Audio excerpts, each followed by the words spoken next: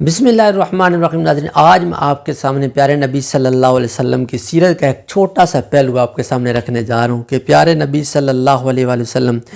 جب حضرت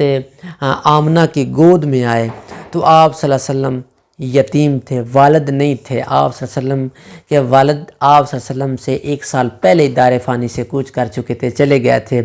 تو آپ صلی اللہ علیہ وسلم جو ہیں وہ معصوم بچے جب آمنہ کی گود میں آئے تو اس وقت آپ صلی اللہ علیہ وسلم کے والد ماجد اس دار فانی سے کوچ کر چکے تھے، نہیں تھے۔ آپ صلی اللہ علیہ وسلم نے آنکھوں کے ساتھ نہیں دیکھا اپنے والد کو۔ تو یہاں پہ میں اپنا جو دل کا تخیلات وہ آپ کے سامنے رکھوں گا کہ آپ صلی اللہ علیہ وسلم کو اس وقت فیل تو ہوتا ہوگا، محسوس تو ہوتا ہوگا جب آپ تھوڑے سے بڑے ہوئے چلتے ہوگے، کاش میرا والد زندہ ہوتا، میں دیکھتا اپنے والد کو، محسوس تو ہوتا ہوگا نا۔ والدہ سے پوچھتے تو ہوں گے نا میرے بابا کہاں ہیں، میرے بابا بھی ہوتے۔ تو حضرت آمنہ جو ہے نا، آمنہ جو ہے وہ دیکھ کے اپنے بیٹے کو خوش بھی ہوتی ہیں اور مسکرا بھی رہی ہوتی ہیں، اور کبھی کبھی آنکھوں میں آنسو بھی آ جاتے تھے۔ آنسو آ جاتے تھے کہ آنسو کس لیے آتے تھے؟ اس لیے نہیں آتے تھے کہ یہ بیٹا میرے گھر میں آیا، نہیں، آنسو اس لیے آ جاتے تھے کہ کاش اس بیٹے کا والد زندہ ہوتا، یہ بیٹا میرا اتنا خوبصورت بیٹا، اس کا والد زندہ ہوتا، اس کو سیریں کرواتا، اس کو دور دور لے کے جاتا، اس کو چیزیں لے کے دیتا، کھلونے لے کے دیتا، کندھوں پہ بٹھا کے جھولے دیتا۔ یہ خواہش ہر ماں کی ہوتی تو ہے نا کہ اس کا والد زندہ ہوتا۔ تو آپ جو پیارے نبی تھے، محبوب تھے، چھوٹے سے معصوم بچے تھے، 6 سال کی جب عمر ہوئی تو والدہ ماجدہ جو ہے وہ بھی اس دار فانی سے کوچ کر گئی۔ جب آپ صلی اللہ علیہ وسلم کے ساتھی ایک دفعہ آپ صلی اللہ علیہ وسلم اپنے ساتھیوں کے ساتھ جا رہے ہیں تو یہ مقام ابوا ہے جہاں پہ آپ صلی اللہ علیہ وسلم کی والدہ جو ہے نا ان کو دفن کر دیا گیا تھا۔ تو والدہ کے ساتھ جا رہے تھے نا تو رستے میں والدہ کی صحت خراب ہو گئی، چھوٹے تھے، معصوم تھے، والدہ لیٹی تو اللہ کو پیاری ہو گئی۔ تو پیارے نبی صلی اللہ علیہ وسلم، یہ چھوٹے سے معصوم بچے تھے، والدہ کی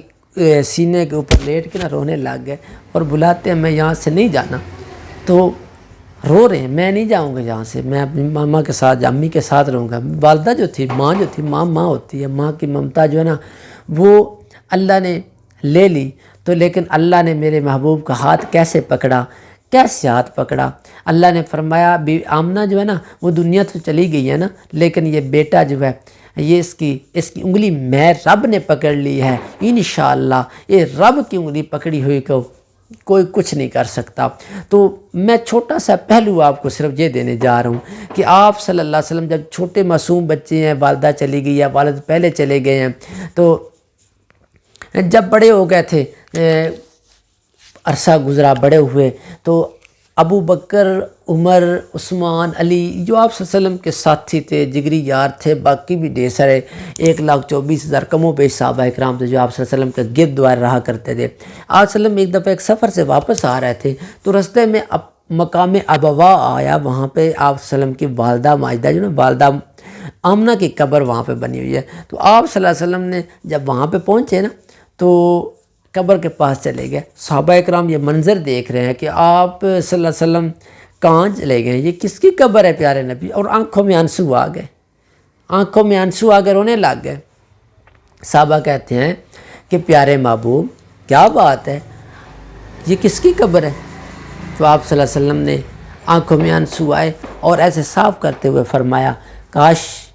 کاش میری والدہ زندہ ہوتی، کاش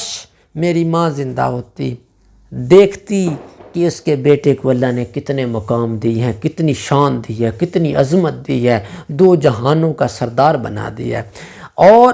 اس کے بیٹے کو صرف 2 جہانوں کا سردار ہی نہیں بنایا، دنیا کے اندر ہی رہ کے بتا دیا، دنیا کے اندر ہی رہ کے ہر نعمت سے نواز کے، اور دنیا کے اندر ہی وہ مقام بھی دکھا دیا کہ جب آپ کی آنکھ بند ہو جائے گی، جب میں رب کا بلاوا آ جائے گا، جب فرشتہ جبریل تیرے پاس، عزرائیل آپ کے پاس آ جائے گا، آپ کی روح مبارک کو لے جائے گا، اس وقت تو آپ نے جانا کہاں ہے، وہ بھی مقام دکھا دیا۔ صرف مقام آپ صلی اللہ علیہ وسلم کا نہیں دکھایا، اس آمنہ کے در یتیم کو صرف وہ مقام نہیں دکھایا جس کے اندر انہوں نے جانا ہے، اللہ نے وہ مقام بھی دکھا دیے جو آپ صلی اللہ علیہ وسلم کی جماعت تھی، اس جماعت نے جہاں جہاں پہ جانا ہے ان کا ایک ایک مقام جنت کے اندر اللہ تعالیٰ نے معراج کی رات سارا کچھ دکھا دیا، سارے منظر ان کے سامنے رکھ دیے کہ میرا محبوب پریشان نہیں ہونا، جس دن آؤ گے یہ تیرے ساتھیوں کے مکان ہیں، یہ بھی تیرے ساتھیوں کے مکان ہیں، یہ اوپر بھی تیرے ساتھیوں کے مکان ہیں، یہ نیچے بھی تیرے ساتھیوں کے مکان ہیں، یہ درمیان میں چمکتا ہوا سورج، چمکتا ہوا مکان یہ میرے محبوب کا ہوگا، یہاں پہ آ کے آپ نے رہنا ہے، یہ آپ کی رہائش ہے۔ تو اللہ نے ساری زیارتیں پہلے کروا دی تھی۔ یہ آپ صلی اللہ علیہ وسلم کو دنیا کے اندر ہی سب کچھ اللہ تعالیٰ نے دکھا دیا تھا،